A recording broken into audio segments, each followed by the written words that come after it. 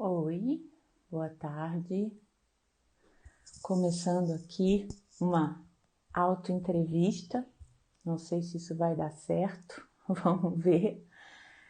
Eu vou tentar, mas primeiro eu vou explicar. Deixa eu ajeitar aqui esse negócio aqui. Isso. Boa tarde, pessoal. Desculpe o atraso, eu me atrapalhei aqui. E eu vou tentar explicar um pouco por que eu resolvi fazer uma autoentrevista, né? Vai ser a pessoa mais difícil que eu vou entrevistar. Tem 30 abas abertas na cabeça, muita coisa, pensando o tempo todo. E eu vou explicar um pouco por que, então, que eu vou fazer essa autoentrevista. Que autoentrevista é essa? De onde caiu isso do universo aqui na minha cabeça? Não foi à toa. Foi o seguinte, como todos nós, né, estamos enfrentando... Vocês estão me ouvindo? Boa tarde, Sabrina. Vocês estão me ouvindo? Então, eu não sei se eu estou falando. Me diz aí, Gustavo, se você está me ouvindo. Beleza.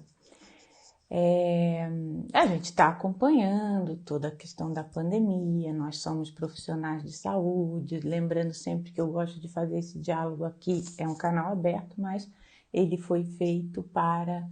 Beleza, Isabel, obrigada. Zé, tudo bem? Gabi, sejam bem-vindos. Ju, você tá aí? Boa tarde, querida. Eu acho que eu vou desligar esse negócio que eu vivo querendo falar com as pessoas ao invés de fazer o que eu tenho que fazer. Bom, vamos lá. A gente está acompanhando as questões da pandemia como profissionais de saúde. A gente está acompanhando as questões políticas, obviamente, nas quais a gente está envolvido. E aí, conversando até foi com uma paciente minha, ela comentou sobre uma entrevista da Maria Rita Kell, onde ela falava da situação da pandemia e do Bolsonaro. E depois essa mulher, ela me mandou o link, né? E eu fui lá ler a entrevista da Maria Rita Kell. E aquela entrevista me incomodou muito, né? E me suscitou um monte de coisa que eu, na verdade, já vinha pensando. Então, eu resolvi falar sobre isso aqui por conta disso, né?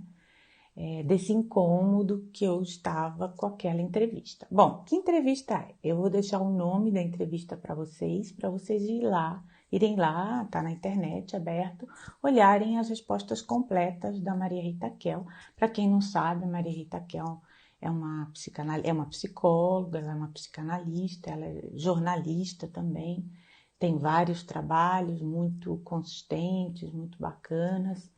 Uma pessoa que eu respeito muito, né? Mas aquela entrevista me incomodou bastante e eu vou, digamos assim, fazer uma discordância quase radical do que ela coloca ali. E eu vou fazer, então, um contraponto de ideias, com todo o respeito que ela merece, porque ela merece muito, é uma estudiosa, é uma pensadora, é uma pessoa que participou de importantes movimentos, né, da sociedade brasileira, inclusive a Comissão da Verdade, que reviu as questões trazidas pela ditadura, né? Então, é uma pessoa que merece muito respeito, uma pessoa que, inclusive, tem estudos da nossa área, ela tem um trabalho premiado, que é um trabalho sobre a depressão, que ela fez, então é um contraponto de ideias. E aí por isso que eu inventei essa autoentrevista. Eu vou tentar fazer para mim as perguntas que a jornalista fez para ela, entenderam a ideia? Então é isso. Deixa eu ver se eu troco o óculos para ver se fica melhor. Aí eu não enxergo nada, fica mais bonita, né? Mas não enxergo quase nada. Então eu vou botar esse. Boa tarde, Elaine, tudo bem? Seja bem-vinda. Oi, Karen, tudo bem? Bom, vamos lá então. O nome da entrevista que a Maria Rita Kell concedeu à jornalista Juliana Gragnani, a jornalista é da BBC News Brasil. Eu acho que essa jornalista está sediada em Londres, mas ela deve ter feito a entrevista aí à distância, né? Então, foi uma entrevista da jornalista Juliana Gragnani, a Maria Rita Kel, e eu acho que é do dia, acho não, anotei aqui, dia 8 de junho, agora, né? Tem poucos dias. E o nome da entrevista é Coronavírus. Falta de empatia de Bolsonaro com mortes por Covid-19 parece psicopatia. Daí o nome aí da live, né? A psicologia, a psicopatia e o presidente, né? Parece nome de partido, mas não é. E essa minha radical discordância de Maria Rita e daqueles que vêm dizendo, falando de uma psicopatia, comparando o Bolsonaro ao nazismo, ao Hitler, né? Isso tem me incomodado bastante. Por quê? Por quê? Qual é a minha questão? Boa tarde, Natália. A gente precisa desenvolver algo de oposição às questões políticas que a eleição do presidente Bolsonaro trouxe para a gente, tá? E não é com um diagnóstico errado que a gente vai conseguir fazer isso, tá? Então, as associações do Bolsonaro ao nazismo, as associações do Bolsonaro à psicopatia, as associações do Bolsonaro a alguns movimentos de extrema-direita, embora eles estejam na cena política sim, elas, para mim, afastam a oposição ao próprio Bolsonaro de uma eficácia, de uma efetividade. E a gente vai prolongar cada vez mais esse sofrimento. E aí eu vou dizer por que eu penso isso, tá? Então o mote da situação é esse. Eu sou contra que a gente classifique o Bolsonaro, insista no discurso nazista, fascista, genocida e psicopata, tá? Esse discurso não vai tirar o Bolsonaro do poder. Eu acredito que só vai entronizá-lo lá. E aí eu vou dizer por quê, tá? Então eu vou tentar fazer essas perguntas para mim mesma. São 7 perguntas, eu acho que eu não vou fazer todas, porque eu falo mais que a boca. Então eu vou sintetizar a coisa aqui, tá? Isso tudo foi deflagrado pela entrevista, mas eu já vinha meio que numa coleta de dados intuitiva, assim, né? Olhando para as coisas. E essa coleta de dados, eu chamo até que ela é do paradigma indiciário, né? Que existe paradigma de conhecimento indiciário, que vai por indícios, sinais que vão surgindo ali e vai formando um quadro de ideias. Então, é obviamente que eu não tenho nenhuma teoria desenvolvida, mas eu formei um quadro de ideias sobre isso, e é sobre isso que eu vou compartilhar com vocês, tá? Então, eu vou colocar alguns desses indícios que depois eu vou trabalhar, né? Eu tô de olho há muitos anos no que a gente chama de mapa da violência no Brasil, né? Eu venho acompanhando esse mapa. É um mapa produzido por instituições brasileiras muito respeitadas, envolve o IPEA, o IBGE, requerem contagens sofisticadas, né? Requer sistemas de informação num país enorme como o nosso, muito sofisticados. E esse mapa vem sendo produzido há muitos anos. Eu não sei desde quando, eu sabia, mas esqueci. E eu tô de olho nesse mapa há muito tempo. E esse mapa me revolta muito, tá? Aí sim eu vejo um genocídio anual na população brasileira, tá?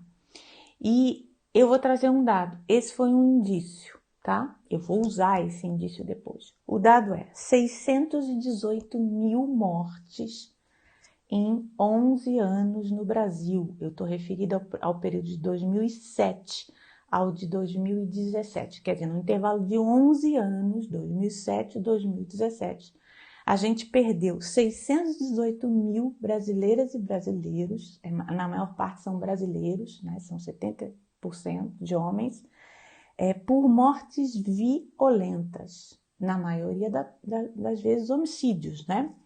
E por arma de fogo, inclusive, Né? Eu fiz a média, né? Essa média ela vai variando. O último foi o mais grave, o de 2019, que faz o dado até 2017 ali. Ele implica em 65 mil mortes anuais, tá? Então, o que dá uma média de 56 mil brasileiros mortos por morte violenta ao ano no Brasil na última década, né? Isso é muito grave, né? A outra questão é a questão das classes sociais, né? A gente está ali, né, em mobilidade ou não está? Como é que isso está acontecendo, né? Há um gráfico suave de uma mobilidade muito sutil entre uma classe e outra. A gente tem 14% da população brasileira vivendo na classe A e B, que são aqueles que têm renda familiar acima de R$ 8.000, tá? Depois a gente tem uma massa vivendo entre R$ 1.900 e R$ 8.000, que é a chamada classe C, e abaixo de uma renda de R$ 1.900 por mês, você tem a chamada classe E. E eles são muito maiores. A gente tem ali em torno de 30% na C e 50% lá para baixo, né? Então, a gente tem problemas sérios aqui, né? E esses problemas, eles não estão avançando como eles deveriam, tá? Depois eu vi um outro indício que me partiu o coração, assim, né? Não que eu seja lulista ou petista, mas vocês sabem que o Lula foi feito um filme sobre a vida dele, né? Vocês sabem o nome desse filme? Eu adoro os títulos, gente. Prestem atenção nos títulos, né? Às vezes eu não gosto da obra, mas os títulos são geniais. Como eu sempre digo, 50 Tons de Cinza é o melhor título de livro que eu já vi, né? A gente vive num mundo de 50 tons de cinza. O livro eu nem chego perto, mas não gosto, mas o título é genial. E o título do filme do Lula é genial também, O Filho do Brasil, né? Então, esses são indícios aí que eu fui recolhendo. Aí, uma outra paciente comentando sobre as angústias políticas dela citou um podcast onde ela teria escutado toda a reunião ministerial, essa fatídica que a gente teve há pouco tempo aí, onde passou a boiada, né? Onde venderam o Banco do Brasil, onde deixa eles se fuderem, né? Desculpe aí, mas é essa mesmo, né? Eu não tive estômago para ouvir isso, mas essa mulher citou esse podcast, eu fui lá e aí eu consegui ouvir, porque tem uma pegada humorística em cima, então eu consegui ouvir a fatídica reunião. Sabe o que eles falam na reunião? As figuras mais terríveis da reunião, eles quase não usam a palavra Covid, né? Mas eles usam a palavra liberdade várias vezes. Me deixa livre, me protege, ninguém vai me impedir, eles estão tirando a minha liberdade, vão passar a boiada, porque eles estão deixando, né? Então, o tema da liberdade ali foi muito importante, né? A gente tem que... Isso é um indício, gente, a gente tem que ler, né? E a gente é psicóloga e psicólogo. O que a gente faz se não uma leitura indiciária, né? De índices, de indícios o tempo todo, né? Então foi isso que eu fiz também. Aí tem muita coisa, né? Eu tenho umas cenas assim que eu não esqueço. Eu até queria deixar uma ali no computador olhando para mim para eu não me esquecer, mas eu acabei não achando ela aqui. Eu me atrasei, então deixei ela para lá. Tem uma foto do Bolsonaro com os 3 filhos, na época ele só tinha os 3 mais velhos, né, que são hoje políticos, numa casa do exército, né, os meninos magrinhos, né, tudo assim, esquálido, tudo na porta ali, porque ele ia ser despejado, né, vocês sabem dessa história, que o Bolsonaro foi despejado pelo exército. Não chegou a ser, mas quase foi. Ele tinha que entregar uma casa, não tinha mais direito a usar, ele não queria entregar, disse que atrasou, enfim. É uma confusão. Esse também é um paradigma que eu peguei. Depois eu peguei todas as atitudes do Bolsonaro como indícios na pandemia, né? Foi na padaria, andou a cavalo, quis fazer um churrasco, eu não sei se realmente fez, depois vocês me digam aí. Boa tarde, Andréia. Oi, Renata, tudo bem? Boa tarde, Fernanda Gregório. Muito obrigada pela presença. Vocês sabem que ele quis fazer um churrasco, né? No mesmo dia que ele foi ao Supremo Tribunal Federal, atravessou a praça lá dos Três Poderes e chegou lá. Oi, Renata, tudo bem? Carla. Atravessou a Praça dos Três Poderes e foi do Palácio até o Supremo, né? Vocês sabem que em Brasília tudo diz que não fez churrasco, beleza. Mas ele queria fazer um churrascão para 30 pessoas e até ter uma, como ele disse, uma peladinha, um joguinho de futebol, não sei, vamos ver. Isso tudo eu tô coletando, né? Agora, essa semana, ele mandou invadir os hospitais, né? Para checar se tem gente morrendo mesmo de Covid, né? Então eu entendo Maria Rita quando ela acha que esse cara é um psicopata, tá? Mas eu não concordo com ela. E eu vou dizer o que eu acho dele. Bom, vamos lá nas perguntas, né? Que eu já tô aqui falando mais que a boca e para variar eu me perco. Quem me conhece sabe que eu começo pelo fim, vou para o meio e depois volto. A jornalista fala assim, que pessoas estão morrendo e perdendo familiares e amigos e não podem se despedir. Qual é o peso disso para o luto? Aí Maria Rita diz que é um peso da ordem do impossível, né? Porque a Cíntia está dizendo que também não concorda. Obrigada, Cíntia, pela presença. O luto é pesado, então ela alega que não poder enterrar seus familiares, seus amigos é muito difícil, só não é mais difícil que o luto do desaparecimento dos políticos na ditadura, né? Ela acha que esse luto é um luto mais impossível e ela diz que o luto das pessoas que estão perdendo os familiares vai ser um luto mais longo, né? Porque justamente eles não podem prantear seus mortos, não podem fazer todo um ritual. A segunda pergunta é como as pessoas estão lidando com a pandemia. Há um sentimento generalizado de medo? Ela responde claramente que a insensibilidade do presidente pode produzir insensibilidade na população, tá? Ela diz que tem atitudes generosas e essa generosidade é importante, né? Se não viram um salve-se quem puder, mas que essa insensibilidade mostrada pelo presidente pode gerar na população mais insensibilidade.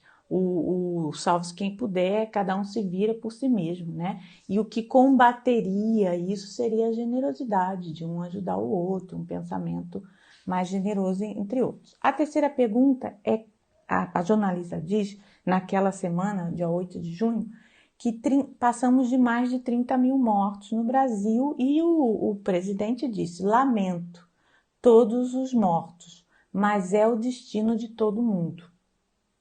O que isso revela sobre ele, tá? A pergunta é da jornalista. Aí Maria Rita diz que falta de empatia, revela uma grande falta de empatia e indícios, então, de uma pessoa que apresenta uma psicopatia. O que é a psicopatia para Maria Rita? Ela fala em uma ausência de divisão subjetiva e ela explica o que é isso e diz que isso está presente no presidente. É assim, uma pessoa que faz um monte de coisa errada e nunca se responsabiliza por isso. É sempre um outro que está responsável por isso. Não é com ele isso, né? Essa é a falta de divisão subjetiva que define a psicopatia para Maria Rita. Essa é a resposta dela, tá?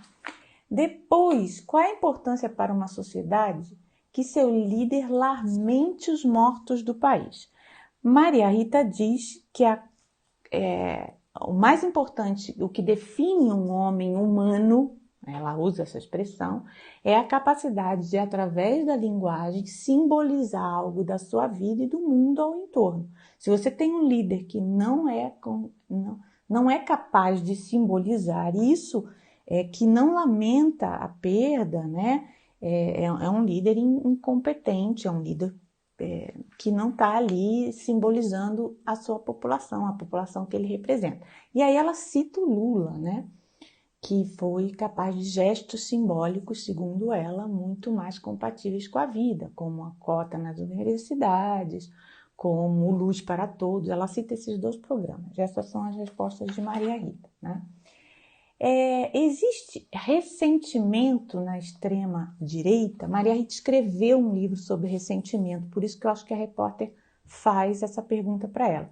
Ela disse que Maria Rita é cuidadosa, né?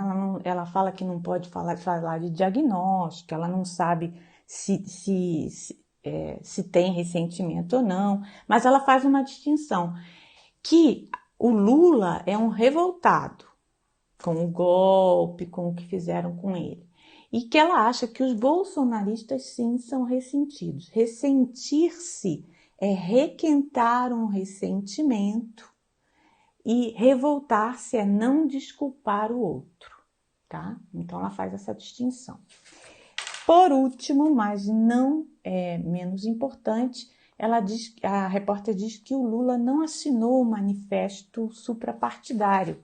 E se o Lula seria um ressentido. Então ela faz essa diferenciação, que o Lula não é um ressentido, ele é um revoltado, porque ele não desculpa as pessoas que fizeram as coisas que fizeram com ele e com a Dilma, né? Que ela cita o golpe da Dilma, né? Por último, a repórter pergunta: estamos vivendo em luto coletivo durante a pandemia? E Maria Rita diz que sim, tem uma grande tristeza e uma grande indignação das pessoas de bem, é o que Maria Rita coloca. Por que eu discordo de toda a entrevista quase, tá? Gente, é discordar das ideias, né? Não é aniquilar a pessoa. A pessoa merece todo o nosso respeito, merece toda a nossa consideração, merece que a gente leia os escritos dela, é uma pensadora, tá? Mas eu não concordo com nenhuma dessas colocações. Por quê? Então, de cara, eu não vou fazer esse roteiro todo de novo, eu vou responder aqui do meu jeito, tá? Juntando todos esses paradigmas, eu cheguei à conclusão, e eu vou falar os adjetivos para vocês, que o Bolsonaro não tem nada de psicopata, tá? O Bolsonaro não tem, até porque, se a gente for, até fui olhar lá no DSM, o tal do psicopata, né, que não tem mais, né? Vocês sabem que essa palavra caiu dentro das classificações psiquiátricas, né? Na psicanálise a gente também não usa isso, né? A gente usa uma outra categoria, né? Mas aí os estudiosos acham que é equivalente à personalidade antissocial, né? Que é uma pessoa que não obedece à lei, né? Ela burla a lei e é uma pessoa que chega a ultrapassar a lei de uma forma muito agressiva, causando muitos danos ao outro sem nenhum tipo de remorso ou empatia, tá? Eu acho que o Bolsonaro não é isso. Tá? Eu acho que comparar o Bolsonaro ao Hitler também é um furo na água. Por quê? O Bolsonaro, eu vou colocar os qualificativos, tem 1, 2, 3, 4, 5, 6, 7, 8, 9 qualificativos para ele, e vocês veem que nenhum desses qualificativos é da ordem psicopatológica, tá? São descrições, e essas descrições cabem a nós também.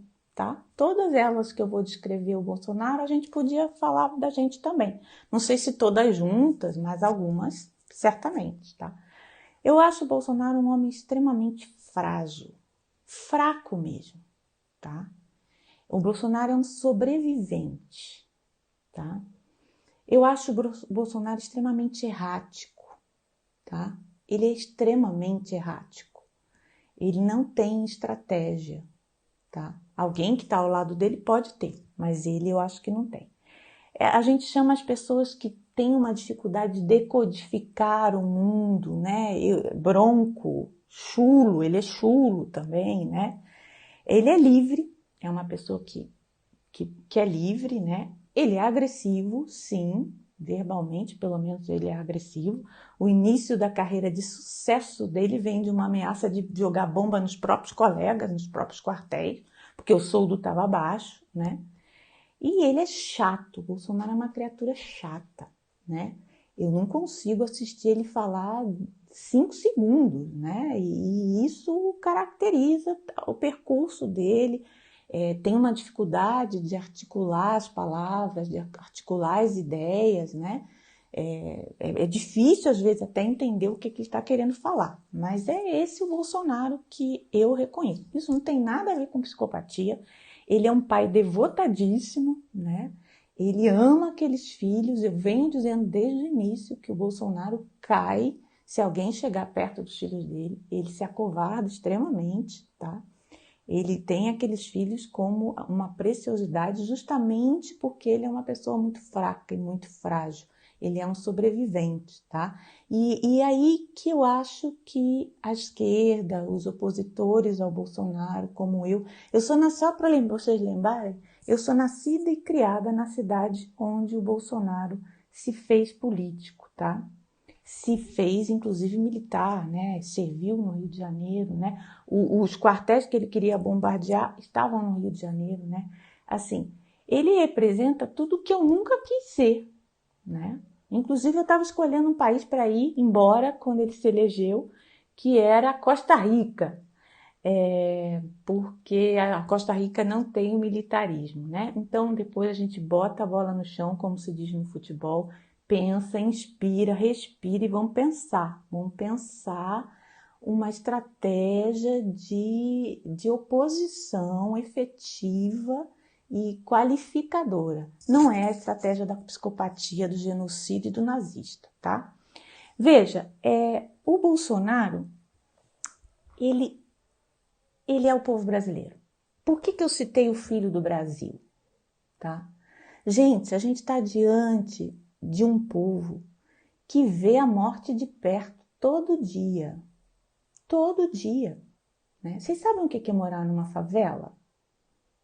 E seu vizinho morre, e seu filho morre, e seu primo morre, e sua mãe morre, e sua filha morre, e você mesmo está na linha de fogo entre traficantes e policiais, né? Como é que vocês querem que a população brasileira acredite num vírus? É muito difícil. E é exatamente isso que o Bolsonaro faz. Eu acredito que o Bolsonaro pensa que não teve o vírus, mesmo que ele tenha tido, tá?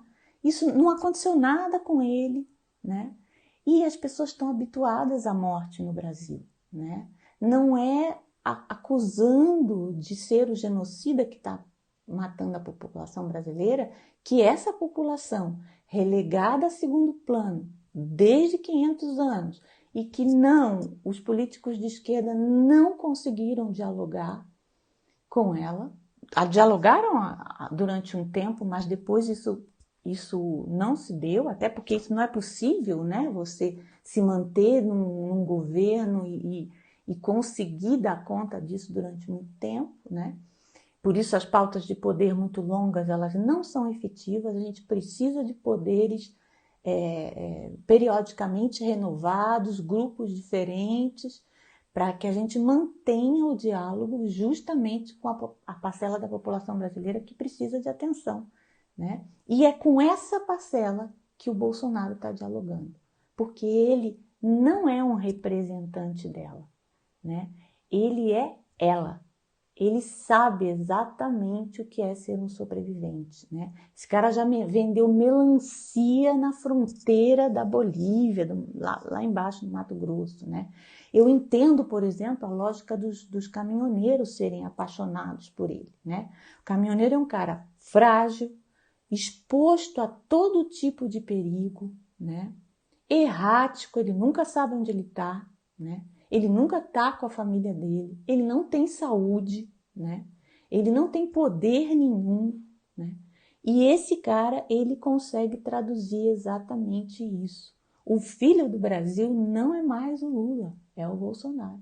E isso é assustador, porque a gente sabe que por ser errático e não ter planos, ele não tem a dimensão do que é uma política pública, ele não tem a dimensão do que é um plano de governo. Não há plano de governo, né? Eu acho que há alguns psicopatas sim na equipe dele, aí eu acho. Mas eles são aproveitadores dessa figura frágil que sabe dialogar, que sabe falar, não teatralmente como Hitler fazia, Hitler se preparou especificamente para falar com o povo alemão e tocar naquilo que o povo alemão queria ouvir. Bolsonaro não tem essa capacidade. Ele apenas, aquele chinelão Raider dele lá no palácio, na primeira foto oficial, vocês lembram disso? Acho que ele estava até de moletom, não estava? Aquilo não aquilo é intuitivo, é bateu, valeu, entendeu? É errático. E esse cara tá falando para a população brasileira o tempo todo, eu quero ir aonde eu quiser, ninguém pode me impedir. Esse cara que é cientista, ele não tem o direito de me dizer aonde ir. E o que eu vi? A população dizendo exatamente isso, tá? É uma população que está largada, sim, pela universidade, é uma população, sim, que está largada pelo sistema público de saúde, sim, embora a gente tenha um sistema público maravilhoso, que precisa dialogar cada vez mais. É uma população que está à margem, sim, e ela só tem direito a isso, de sair na rua, né? Sem transporte, sem casa, né? As imagens que esse homem reflete, ele na verdade, um grande espantalho, né? Eu qualificaria ele assim, que representa essas angústias da população. Ele está dialogando direto com a população. E o que a esquerda está fazendo? Eu inclusa nisso, né? Eu não tenho uma filiação partidária. Ele é uma criança que agora... Exatamente, Karen. Karen definiu, está aqui, viu, Karen? Você leu meu papel aqui. Olha, a bagunça é a minha bagunça. É assim que eu colava na universidade. Eu escrevia tanto que na hora de fazer a prova eu já sabia, né? Exatamente isso.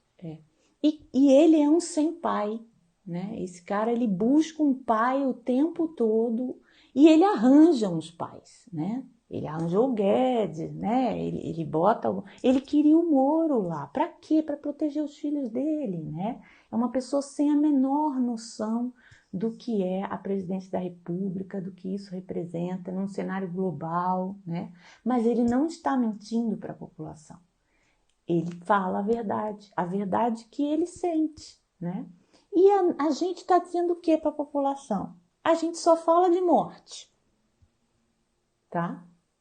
A gente está com medo desgraçado, medo do caralho, né? Você vê os jornalistas na televisão, tá todo mundo assustado, né? O povo tá desesperado, E realmente, né? Eu assisto e acompanho a doutora Margarete Dalcomo. Esses pais deles são perigosíssimos, e são mesmo, são perigosíssimos, gente. Os pais desse cara que são o perigo, né? Ele é um órfão, como a maioria da população brasileira é, né?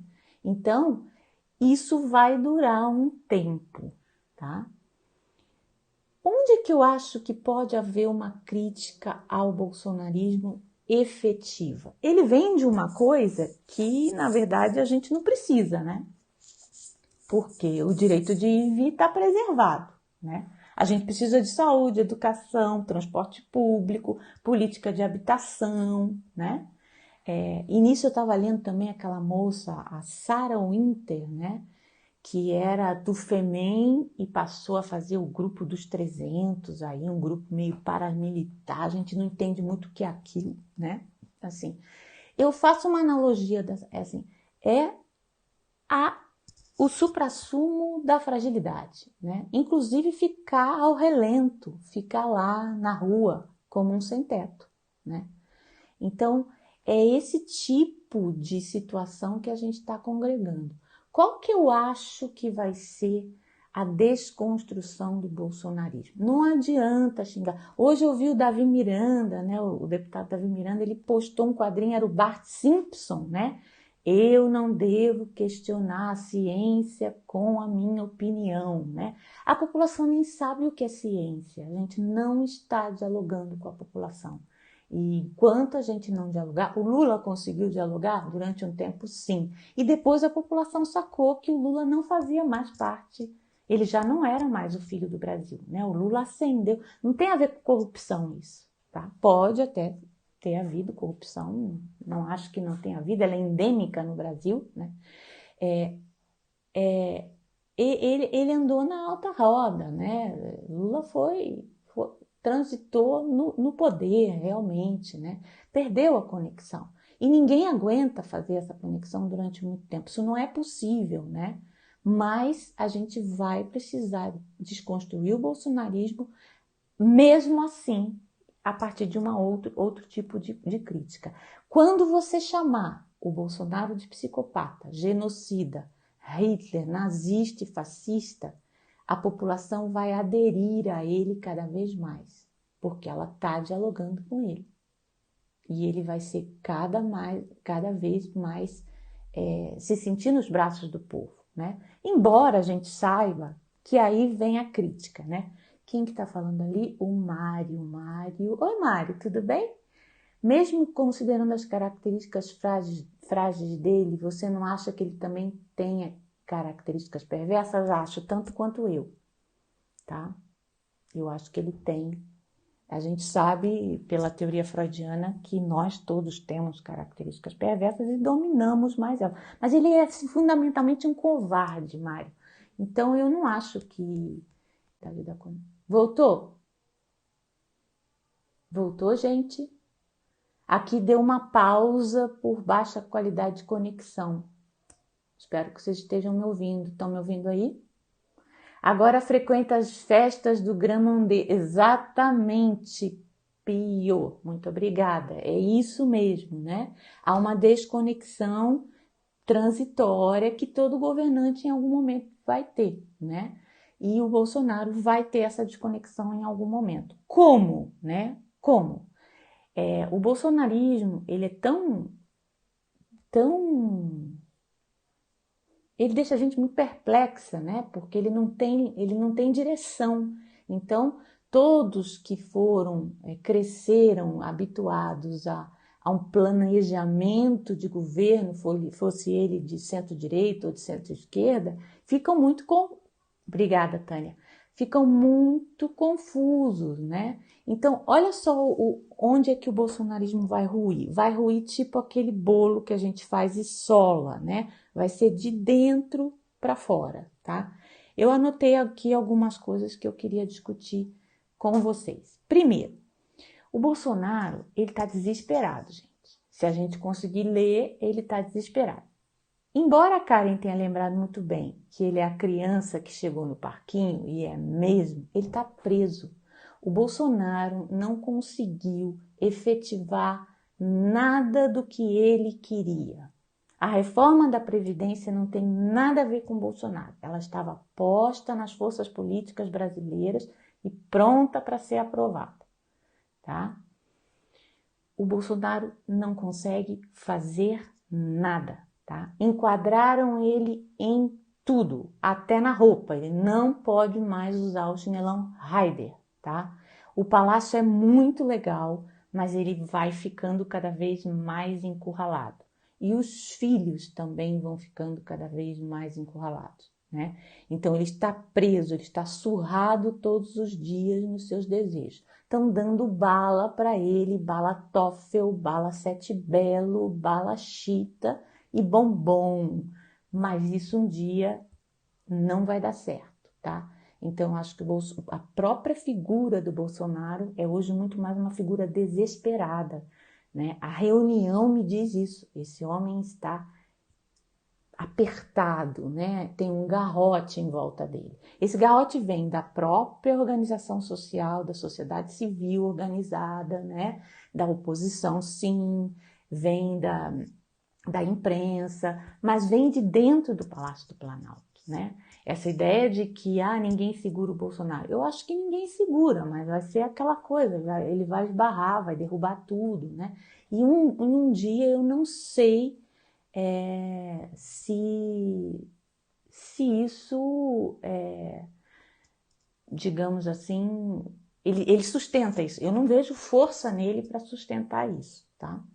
O segundo ponto é que hoje a Sarah Winter me deu essa ideia, tá? Foi hoje que eu li isso, né? Ela caiu lá do acampamento, né? Gente, eu não tenho ideia de quanto tempo eu tenho, não, eu tenho mais algum tempo. Ela caiu, o acampamento da saúde foi desmantelado por uma ordem, não sei se do Ministério Público, o próprio governador do Distrito Federal, que é um bolsonarista, pelo que me conta, teve que tirar o acampamento lá. E ela foi para as redes sociais e falou assim: presidente, reaja. Ele não pode reagir, né? Então, paulatinamente, essa ideia de representação, essa identificação, usando o mesmo conceito da psicologia, que existe entre o Bolsonaro e os seus aliados e a população mais desvalida mesmo, né, que o chama de mito, porque, gente, pensem, ele é um errático que deu certo, né? Ele, por exemplo, ele foi ensinado que se ele arranjar confusão, ele vai ser premiado. Foi assim que ele se elegeu pela primeira vez. Então, ele segue arranjando confusão. É a tal da escalada, né? Mas essa escalada é para aparecer mesmo. É só isso que ele sabe fazer, né? Então, ele não vai poder, esse é o segundo ponto, ele não vai conseguir ajudar os seus aliados, né? Ele vai, inclusive, mandar esses aliados para PQP, né? Quando esses aliados não satisfizerem esses desejos, né? de ser satisfeito, né? Ele não tem estrutura corporal para brincar e criar algo, não tem mesmo, né? Ele precisa do outro ali o tempo todo o ajudando. Então ele vai começar a deixar as pessoas para trás, né? Porque ele mesmo precisa se defender. Esse vai ser um ponto, né? E um terceiro ponto é que as pessoas vão cansar dele, né? Ele é muito limitado, muito chato, né? Eu acho que vai haver um cansaço. De nossa parte, como estratégia de oposição, a gente tem que deixar para trás essa ideia de psicopatia, a gente tem que, sim, né, usar as instituições públicas e elas estão, para mim, elas estão funcionando. Existe risco, gente, existe risco em todos os lugares do planeta, tá? O Olavo de Carvalho, o Pio, eu não sei seu nome, tá? Mas eu tô vendo Pio, então eu tô te chamando de Pio. O Olavo de Carvalho, eu não leio mais, peraí. Chamou de inativo e disse que vai derrubar o governo se ele não tomar uma atitude. Exatamente. Essas pessoas estão começando a pressionar o Bolsonaro cada vez mais, né? E essa fragilidade vai aparecendo pouco a pouco. De nossa parte, um contraponto, eu estava discutindo isso com a Tatiane, com a Ana, né? Elas me ajudaram a pensar isso. Eu acho que a pandemia, eu achei que se o Bolsonaro não caísse, não renunciasse na pandemia, ele não renunciava a nada. Eu não sei, porque quando a população estiver livre da questão dos isolamentos, né, que isso tiver passado, a gente tem essa perspectiva até o final do ano, eu acho que a gente vai ter que carnavalizar isso tudo, entendeu? Vai ter que mostrar, porque olha só, deixa eu falar uma coisa, vocês viram que eu tô confusa, né? As 30 abas estão fazendo diferença. Ele, como representante social, não influencia a sociedade com gestos como fazer arminha, promovendo agressividade ou comportamento social. Eu acho que ele é influenciado. A fragilidade, o caminhoneiro, ele quer ter uma arma, Elaine, entendeu? Ele é tão frágil, né? Todo mundo quer ter uma arma para se defender mesmo, né? Eu acho que ele é influenciado. Eu não acredito nesse poder todo, não. Inclusive, assim, essa coisa da fake news é meio estranho, entendeu? Acho que a fake news vai servir para colocar um dos filhos dele lá, o que está sendo acusado, no lugar, né? Que ele não pode fazer aquilo que ele está fazendo, o gabinete do ódio. Eu acho que isso vai valer. Mas eu acho que é uma questão identificatória transitória, entendeu? Eu acho que ele fala a fragilidade das pessoas intuitivamente, sem teatralidade, como o Hitler fazia, né? Mas veja só, nós falamos de morte o tempo todo. Olha o que o Ministério de Saúde botou ontem na rede. Eu peguei aí no Instagram mesmo, né? 12 de junho, Ministério da Saúde. Hashtag ninguém para trás. Aí, placar da vida. Contaminados, recuperados e em recuperação. Somando recuperados e em recuperação, 95% da população. E a gente continua falando da morte, da morte, da morte, da morte, da morte, da morte, da morte, da morte, da morte, da morte, da morte. A população não vai ouvir. Então, depois disso, eu acho que a liberdade, né, o ir e vir, assim, o Bolsonaro vai ficar obsoleto, entendeu? E eu não sei se ele cai, se vai ter impeachment, eu acho que não. Eu hoje acho que não, né? Mas ele vai se tornar irrelevante. Por que vocês acham que ele se elegia e ia para a Câmara dos Deputados dormir? Né? Ficava lá. Olha, esse cara aí, ele vai se arrumar, entendeu? Deixa ele se arrumar. Ele vai ter o salário de deputado, mas cala a boca. Fica quieto. Era mais ou menos isso que acontecia. E eu acho que isso vai se repetir, né? Quando ele atrapalhar os planos dos verdadeiros psicopatas, né? Que ele começa a atrapalhar, né? Ele está nitidamente na ânsia de se satisfazer, ele começa a atrapalhar. Essas coisas vão ruir de dentro para fora. A esquerda está falhando em pensar uma oposição que dialogue com a população. A população nem vivencia mais os horrores da ditadura, né? Não é que a gente tem que estar desrespeitando os mortos da ditadura. Isso está muito longe, até porque a gente está produzindo 56 mil mortes anuais em média, né? Então não é esse discurso que vai tirar o Bolsonaro do poder. Vocês me desculpem, pode me chamar de Pio mesmo, professora. Gente, eu não estou enxergando, desculpe. Então eu estou chamando. E eu não sou mais professora, tá? Eu só sou psicóloga. E quem seriam esses psicopatas? Ô Karen, você quer me deixar mal na fita aqui, né? Mas eu vou responder, né? Na reunião, a reunião que me ensinou isso, tá? Na reunião, tem umas figuras lá, né? Assim, eu não acho que o Weintraub é um psicopata, né? É um outro frágil sem pai. Eu tava lendo a história dele, né, cara?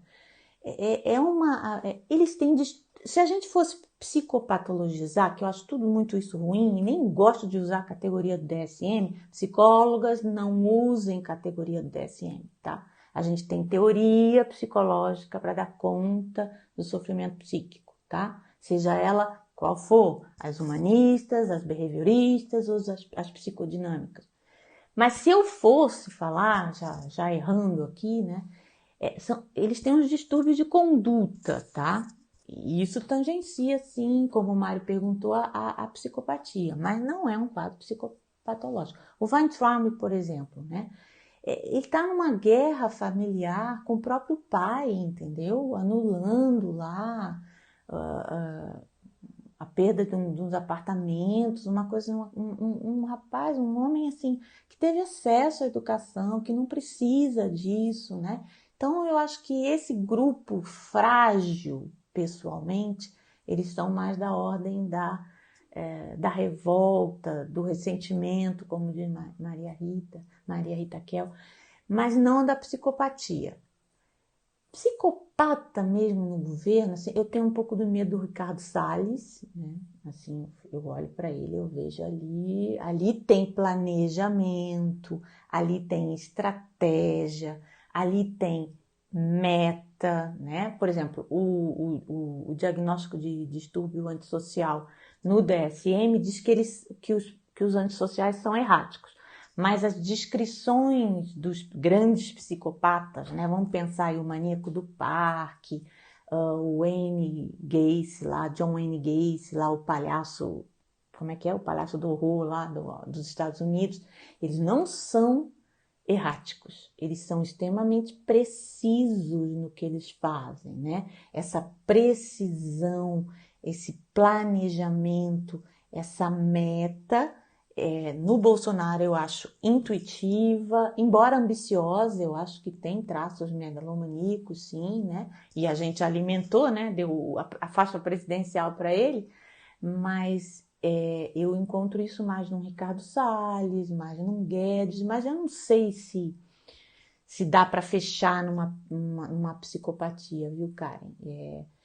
A Damares era a figura que destoava. Eu, no começo, eu tinha medo da Damares. O meu medo era da Damares. Eu nunca temi muito o Bolsonaro e eu tinha medo da Damares. Mas nessa reunião, a Damares dançou, coitada, né?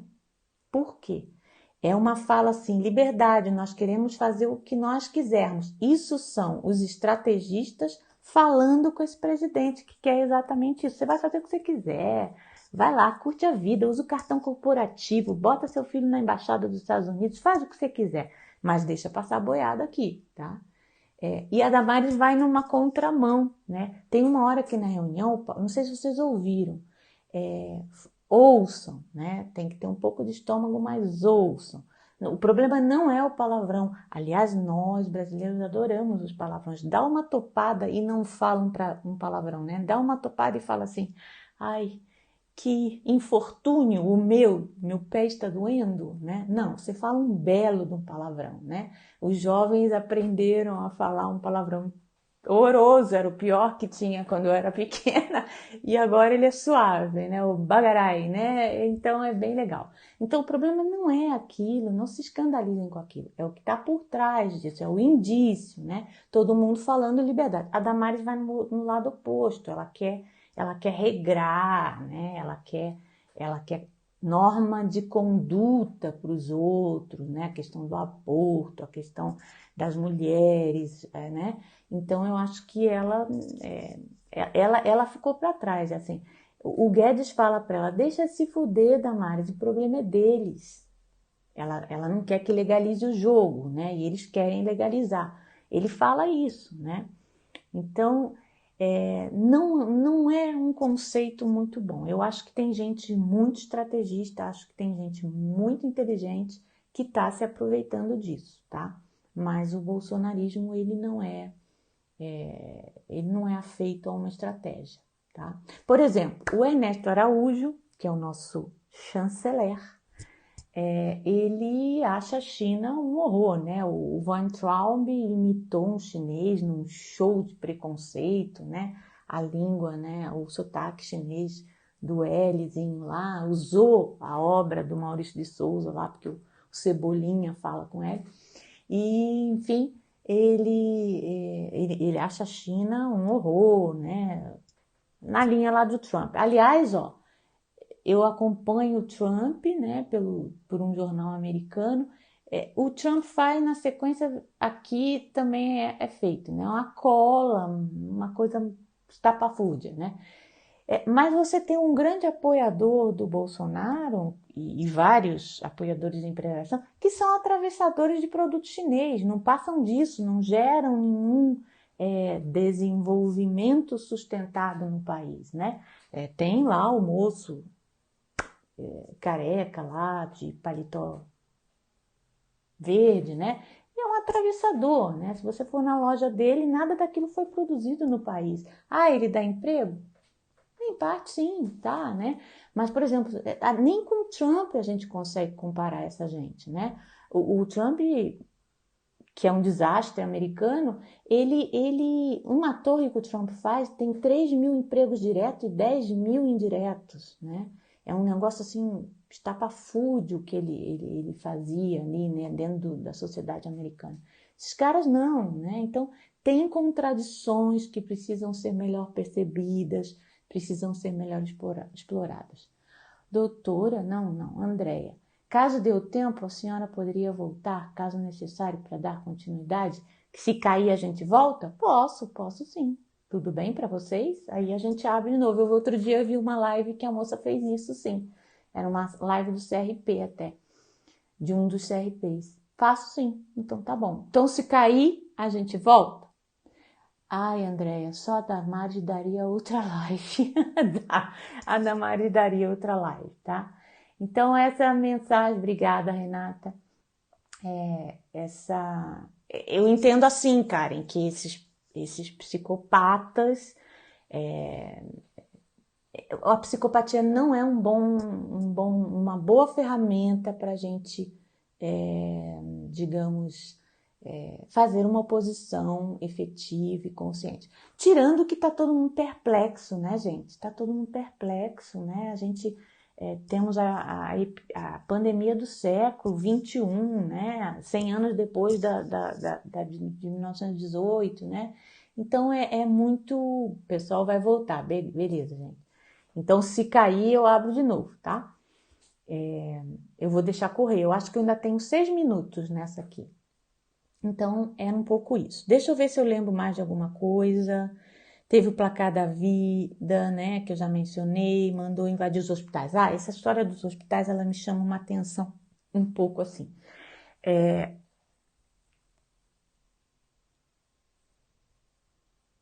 Por exemplo, 618 mil mortos em 11 anos no país. Lamento, mas é o destino de todo mundo, né? A família que tem... Eu tive familiares mortos por violência no Rio, eu perdi um tio com 28 anos, assassinado e enterrado como indigente, né? Minha avó sobreviveu 17 anos a ele e tinha esse fatalismo aí, né? Tinha a dor incomensurável, mas tinha essa realidade da morte muito perto, né? Então, só aprofundando esses indícios que eu vou... o humor. O humor era outro indício que eu queria falar. A gente perdeu uma capacidade de rir da cara do Bolsonaro, entendeu? Que eu acho que é o que as pessoas que estão identificadas com ele vão acabar fazendo, entendeu? Elas vão se cansar, porque ele não vai salvar os aliados, a realidade vai bater na porta de todo mundo, tá? Tem a ajuda pandêmica aí, né? A ajuda emergencial, que vai ter um impacto sim, né? Eu estava assistindo a Juliana Braga, do canal My News aqui no Instagram. Ela falava que a investida do Bolsonaro agora vai ser lá no Nordeste. Ele vai entrar no reduto, né? Segundo ela, no reduto lulista, petista, né? E ele vai investir em projetos importantes para a população nordestina, que tem a ver com as transposições hídricas, né? Toda a questão de irrigação que o Nordeste lida há 500 anos, né? Eu não acho que ele vai conseguir isso a longo prazo, tá? E eu não acho que esse grupo que está com ele tenha, de fato, uma estratégia para dar essa sustentação para ele.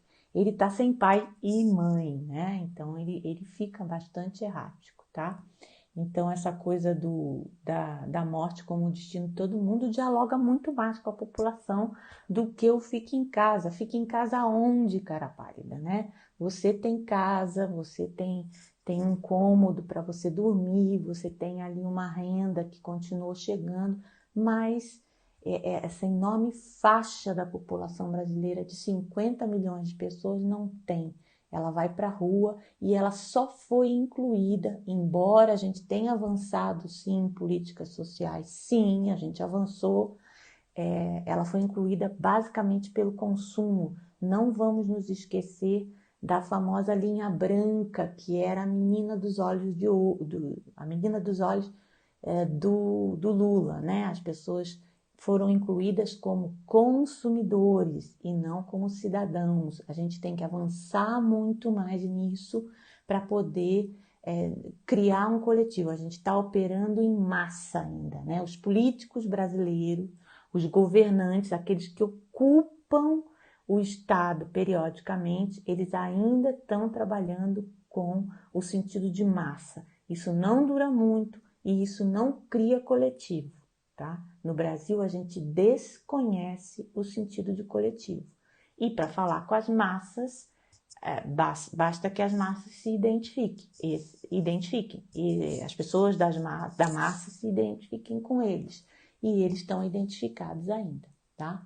Se não a psicopatia como ferramenta, qual seria o caminho? Bom, o caminho é diálogo. O caminho não é outro que é diálogo. Quanto mais a gente se afasta, e foi o que aconteceu com o petismo, do contato com as bases, do contato com a população, menos a gente consegue construção de coletivo. Quanto mais a gente se aproxima, mais a gente consegue a construção desse coletivo. E um grande problema para isso é que o coletivo não pode conter critérios de massa. E a gente está vivendo num mundo capitalista, alguns dizem que é até capitalista selvagem, né? Não é uma crítica ao capitalismo, não tem competência para fazer isso. Mas veja, qual é o critério capitalista de lidar com as pessoas? É o critério de massa. Eu vou vender 1.900.000 camisetas. A ferramenta. Vamos usar uma ferramenta, vamos pensar para a psicologia, tá? É uma pergunta que eu faço a vocês. Se eu falo de uma aproximação, se eu falo de um diálogo, né? Você atende um bolsonarista? Eu vi colegas no início, né? Colegas até renomados, colegas que eu chamo porque eu sei que tem a mesma profissão, eu não conheço essas pessoas, né? Que não atendem um bolsonarista, né? Isso não pode acontecer, gente. A gente tem que fazer a pessoa dialogar com aquilo que ela traz dentro dela mesma, né? Então, essa, por exemplo, eu acho que é uma estratégia política da psicologia. Ah, mas você vai induzir ele a não ser bolsonarista? Não, a gente não precisa induzir ninguém a fazer nada. Isso, né? Isso nos é proibido. A conexão. Tá tudo bem aí com o vídeo, gente? Tá dizendo que tá com baixa conexão, mas o meu sinalzinho aqui tá bom. Então, não sei. Então, voltando, né? As ferramentas, eu estava questionando para quem entrou agora as ferramentas de comparação usadas pela oposição ao Bolsonaro para desconstruir esse governo, para realizar uma oposição que garanta, né, o que já foi conquistado para a população brasileira, para tudo do que a gente tem que fazer ainda e caminhar em política de saúde, de educação, de habitação, de transporte, política de indústria, né, de desenvolvimento sustentável, meio ambiente. O país poderia ser um expoente no meio ambiente e coloca um cara que é condenado por fraudar, eu não estou falando sério, o ministro do Meio Ambiente é condenado por fraudar laudos ambientais, né? É uma coisa muito complicada, né? Então, uma oposição a isso não pode usar as ferramentas do nazismo, porque a população não vai acreditar. A população não tem a dimensão do que é a psicopatia, no sentido que a gente fala, o nazismo tem 70 anos, né? É difícil a gente fazer comparações, e quando a gente tem feito comparações, a própria comunidade judaica tem se ofendido muito, né? Porque algumas coisas se perdem aí em termos da população que sofre, né? Então, eu acho que é a aproximação profissional, aproximação política, né? Eu acho que cada vez mais a gente tem que dialogar com a sociedade civil, fazer campanhas políticas de toda a natureza, né? E saber que os critérios de massa sempre vão nos atrapalhar. Os critérios coletivos. Vocês sabem o que é coletivos, por exemplo? Vocês já acharam a definição de coletivo que satisfaz? Eu estava lendo um artigo de um coletivo, é um artigo científico mesmo, não um relato, né, de publicado, né? É um artigo sobre, isso já tem algum tempo, um coletivo de jovens que pensam uma determinada questão, feminismo, né? Como é difícil gerenciar o coletivismo, né? Por quê? O coletivismo implica em ferramentas de relação que a gente não tem, que é a ferramenta, né, de diálogo, de dialética, né? É a ferramenta de respeito e cultivo à contradição, né? A mente humana tende a eliminar o contraditório, a rechaçar o diferente, né? Então, existem uma série de coisas que impedem a criação de um critério de coletivismo político. A gente está na massificação política. E como eu estava dizendo, acho que quando o vídeo caiu eu estava dizendo isso, o capital introduziu, né, um critério de massa muito eficiente. Eu quero dar tudo igual para todo mundo. E o critério coletivo não é de igualdade, é equânime, né? A gente dá aquilo, dá mais para quem precisa de mais, dá menos para quem precisa de menos. Isso, inclusive, é um princípio do SUS, né? As pessoas não estão entendendo isso, né? Porque elas foram submetidas a uma massificação contínua. Então, eu quero tudo que o outro tem. Se eu não tenho, eu vou lá pegar. Essa é a lógica do Bolsonaro, entendeu? Tá se sentindo na sala de aula? Que bom, que bom. Eu sinto muita saudade de dar aula, né? Esses canais são um pouco para suprir isso, né? Elaine, é exatamente isso. Vocês têm alguma pergunta? Travando mesmo, Paulo. Melhorou, Paulo? O travamento? Acho que sim, né? Vocês têm alguma pergunta? Eu não sei se eu... Como eu disse, tinha 30 abas abertas no meu discorrido aqui, no meu computador, e eu devo ter pulado um monte de coisa que eu queria falar, né? E tudo bem, mas a conclusão não é agradável, né? Nós temos no poder, na figura de presidência, o verdadeiro filho do Brasil, né? E até que isso se desconstrua por si mesmo, a gente vai ter que encontrar ferramentas cotidianas de oposição, de criação de contradição, né? Para dialogar com a população e a população entender isso que está acontecendo. E lembrando que a população é muito desconfiada, né? Nós somos muito desconfiados dos governos, né? A questão da corrupção, por exemplo. A classe dominante vinculou-se à fragilidade do Bolsonaro, acho que mais, viu? Corte dobra 2, não sei seu nome. Ela usa a fragilidade do Bolsonaro, assim como ela usa a população brasileira, tá? Ela usa. Eu acho que ela financia, inclusive, isso para... Eu acho que a gente tem um poder econômico hoje invisível. Esse pessoal invisível não se meteu nisso e vai passar por isso sem nenhum arranhão, tá? Mas existe um poder econômico menos importante face a esse poder econômico absoluto que existe hoje no globo. A gente tem 90% da riqueza mundial, eu acho que está na mão de no máximo 100 famílias, esse é o meu cálculo, tá? Esse poder é invisível, a gente não sabe onde eles estão, quem eles são, eles não estão metidos nisso. Abaixo deles tem um poder econômico um pouco menor, que eu acho que é isso que eu entendo que você falou como classe dominante. Esses estão usando o Bolsonaro, tá? Grandes empresários, né? Gente com muito dinheiro, né?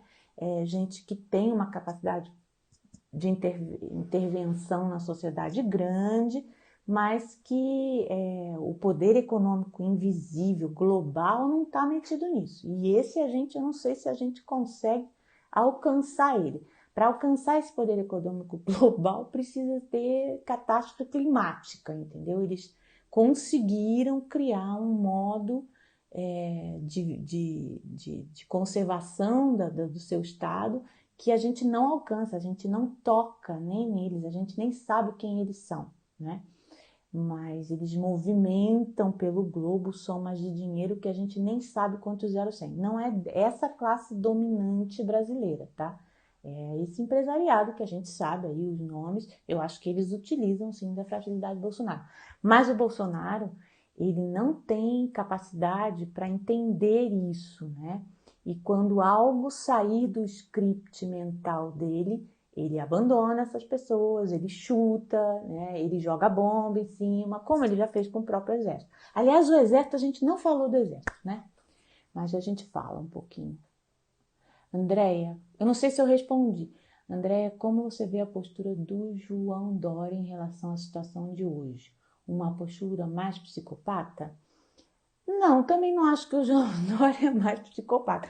O João Dória tem a ver mais com essa coisa Big Brother Brasil, né? Um cara que é afeito à aparência, à imagem, ao jogo de cena, à teatralidade, ao marketing político. Eu vejo o João Dória como um político brasileiro típico, né? Ele é oportunista às vezes, se aproveita da situação, né? Eu vejo o João Dória assim, psicopata. Vocês querem que eu diga quem é psicopata, né, no país? Gente, só para lembrar que esses comportamentos muito fora do cotidiano da vida das pessoas, eles são, por uma própria questão evolutiva da nossa espécie, eles são muito raros, entendeu? Eles são muito raros mesmo, né? A gente tem sim o desenvolvimento. Tem um livro de Joel Birman, meus respeitos, né? Eu só estou falando de gente gigante aqui, a Maria Rita, o Joel, né? Que é o mal-estar na subjetividade. Ele fala da perversão. A própria Elisabeth Rodinsky, que é uma psicanalista francesa, escreveu um livro sobre perversos lá. Todo esse pessoal produziu esses livros sobre perversão ali no início do século XXI, anos 2000, 2010, na primeira década, tá? Por quê? A hipótese desses pensadores é que a perversão iria avançar na sociedade. A gente ia produzir psicopatas em massa, vamos dizer assim, né? Mas eu acho que isso não se realiza, porque não dá para viver com psicopatas o tempo todo, tá? Por exemplo, eu citei os caminhoneiros, né? Eu, por força de trabalho, por morar aqui no interior do estado de São Paulo, eu fui... eu viajo muito aqui por essas estradas que são muito boas, né? As estradas de São Paulo são bem melhores, a custa dos pedágios aí incríveis, né? Mais do que outros estados, né? E eu trabalhei em municípios vizinhos aqui, enfim. E uma coisa que acontece comigo constantemente, sobretudo aqui no estado de São Paulo, é ser fechada por caminhão, né? Então, é aquele profissional que você espera que te proteja, né? Que te fale assim, não, eu sou profissional, vou deixar o carro de passeio passar. Quando eles veem que é uma mulher, então, é assim, você passando do lado, às vezes eu ligo seta, né, tudo certinho, o cara vai e joga o caminhão. Qual é a lógica disso? Isso é um comportamento perverso? É, mas não quer dizer que essa pessoa é psicopata, tá? Muito pelo contrário, ele chega em casa e é um bom pai. Mas na lógica de uma sociedade que não inclui, é assim, eu passo primeiro, eu tenho mais direito que você. Você é de segunda categoria em relação a mim, tá? Então, comportamentos maldosos ou perversos, pequenas perversões, fazem parte do nosso cotidiano. Mas eles avançam quanto a gente não inclui, não dá condições. Se esse caminhoneiro tiver condições melhores de trabalho, né, um futuro pela frente, perspectiva de vida, ele não faz, ele diminui esse comportamento.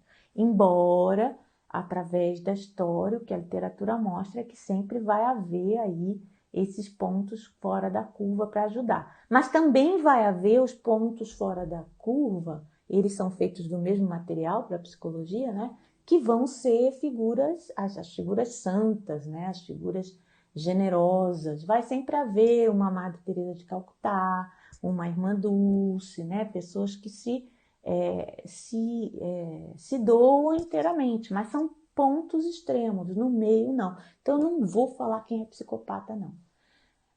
Então o João Dória, eu acho isso, eu acho ele um típico oportunista, né? Ele pega as oportunidades que ele pode pegar, enfim. Não sei se a gente pode fazer eu não voto num cara desse nem a pau, mas não é um psicopata, tá? Que mais? Eu perdi alguma pergunta, gente? Aí eu aprendi que a gente pode voltar, né? O que é o Olavo de Carvalho? Karen, o Olavo de Carvalho, eu fiquei pensando, o Olavo de Carvalho, para mim, é um dos pais do Bolsonaro, mas alguém aí falou que o Olavo de Carvalho já puxou o tapete do Bolsonaro, né? O Olavo de Carvalho é um...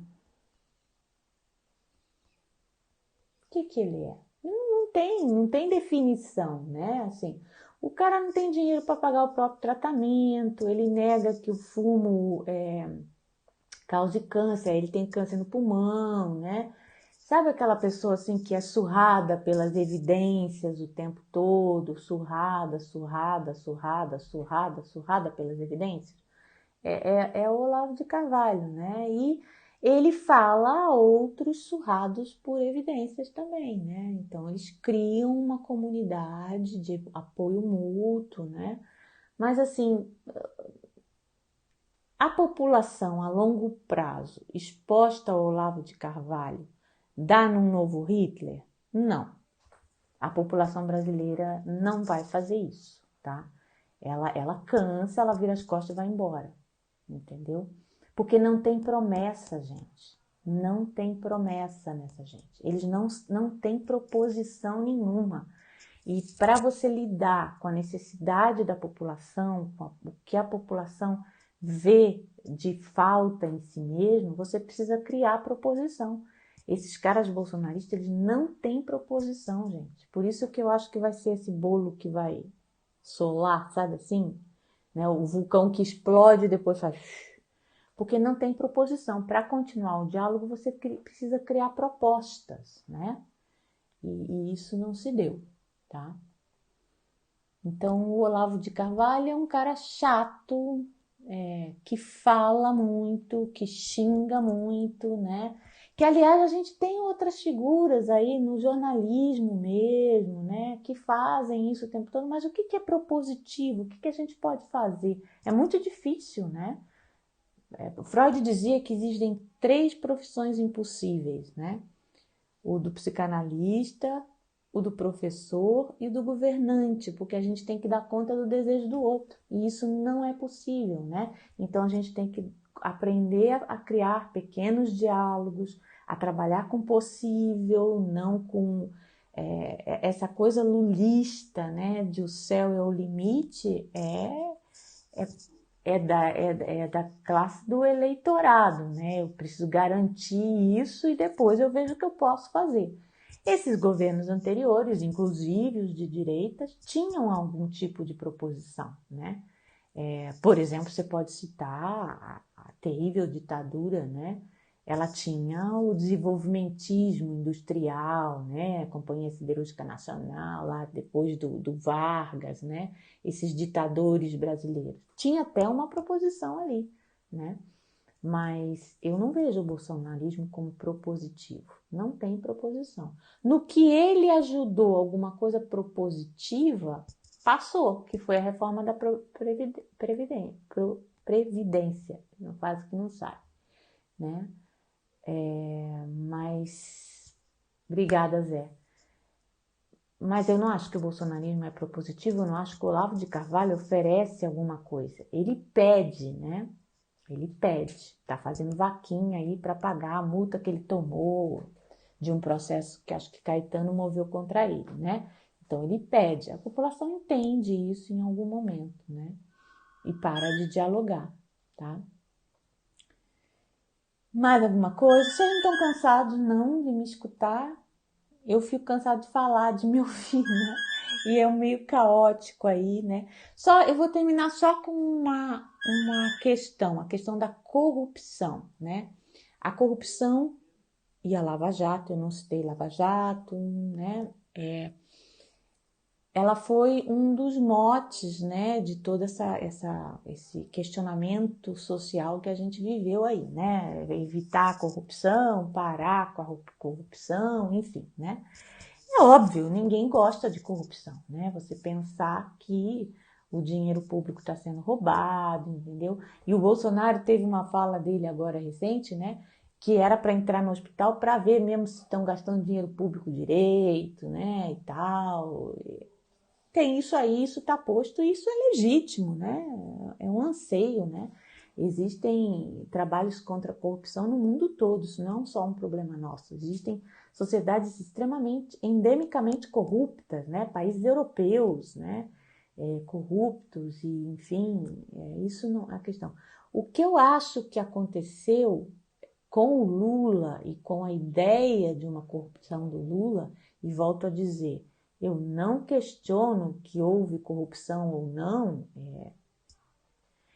A aproximação do Lula com as classes dominantes me diz que sim, tá?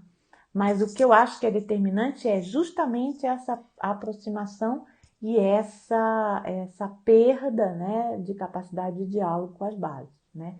Então, acho que a corrupção é uma faceta da incapacidade de manter um diálogo com a maior parte da sociedade possível. E nós somos muito diferentes, né? Temos necessidades diferentes, mas a gente tem um grosso da população que tem necessidades claras, a gente sabe qual é e a gente falha em trabalhar com elas. Por exemplo, essa confusão para pagar o auxílio emergencial. Caramba, a gente tem cadastro das famílias em vulnerabilidade social, né? A gente tinha que usar o Estado organizado como ele já está, né? É uma coisa assim de perda de capacidade de dialogar com isso, né? Coisas que a gente fica inventando a roda toda hora, né? Então, eu não acho que corrupção signifique corrupção para a população brasileira. Eu acho que significa você não nos ouve, você ouve a pessoas que não precisam ser ouvidas, tá? Mais alguma coisa, gente? Vamos descansar. Justiça é tratar os iguais igualmente, os desiguais desigualmente. É um princípio jurídico, exatamente, né? Isso está no coletivismo para mim, Pio, e não na massa, na massificação, né? Eu vou dar a linha branca para todo mundo, né? Não, né? Saúde virou isso, né? Os planos de saúde, a saúde suplementar lida bem com isso, né? Você é atendido num lugar bonitinho, na hora correta, mas o que você necessita em termos de saúde, você não tem, o plano não cobre, né? Cada vez ele cobre menos e te cobra mais, né? Então você se sente atendido, né? Mas você não está sendo atendido. Todo mundo sentado na mesinha bonita, né? Atendimento no horário, né? E tal, mas a efetividade da intervenção de saúde não há, né? Tá? Ó, gente, eu acho que eu não. Oi, Virgínia. Agora que eu vi você aí, deu uma travadinha, tranquilo. Bom, então eu agradeço, era essa reflexão. Eu quero respeitar o trabalho da doutora Maria Rita, né, Maria Rita Kel, mas ela me incomodou essa entrevista porque eu acho que com isso a gente entrega aqueles que se identificam ao bolsonarismo por conta dessas características que eu falei, o Bolsonaro sobrevivente, errático, frágil, que vai driblando o sistema e vai se instalando lá e exigindo dele coisas, né? Ele só exige, por isso que o bolsonarismo vai ruir rápido, né? Ele não é propositivo, né? Não vai adiantar. As pessoas vão se aliar a ele cada vez mais, tá? Muito obrigada pela atenção de vocês, foi legal ver muita gente que eu me lembrava aqui das minhas aulas, né? E obrigada por participarem. Oi, Camila, você tá aí? Era só uma reflexão que eu quis fazer com vocês.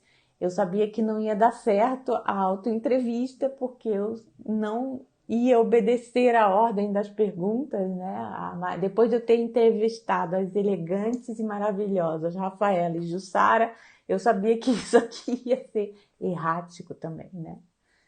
Um beijo para todo mundo, pode ser? Pode ser, dá tchau?